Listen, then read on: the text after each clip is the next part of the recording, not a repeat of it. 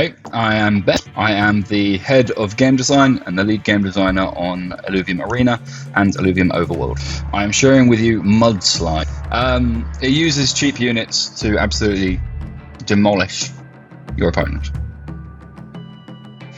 The team is built around fighters and particularly the monkey line. We use Exhalted Monkier to burst through the enemy front line and deal as much damage as humanly possible. He's our main carry.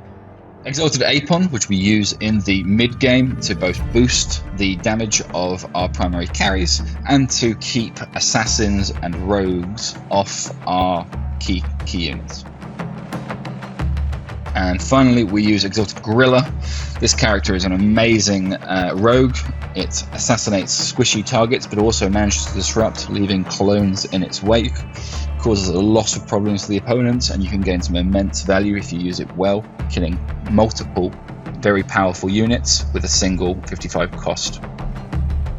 We use Exhalted Neogenic Recombinator, which provides team-wide health. When we play lots of cheap units in the very earlier rounds, we flood the board with units. So we gain a huge amount of value from each of our units, because then they get extra health each time. So we use Exhalted Photon Ripper to greatly boost the attack damage of one of our carries.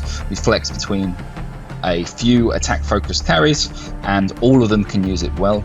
And due to the fact it's pure damage means that it's very, very, very hard to defend against. We combine that with a attack speed augment, Exhalted Kinetic Stimulator, that greatly increases the attack speed, so allowing you to burn through even tanks with your fighters. So we have a very low cost, the cheapest Earth Sword and the most expensive Earth Sword. So we use the earlier Earth Sword in order to bond with either the Monkier or the Ryplance in order to gain Berserker and flex between Toxic or Mud as our synergy on the Ranger.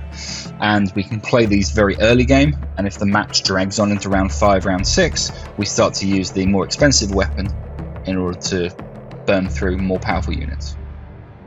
We use Biotic Sash and Ion Cuirass, and we flex between the two depending on how the game is going. As our Ranger is always a Berserker, we flex between these two depending on if we need it to be more tanky or to deal more damage.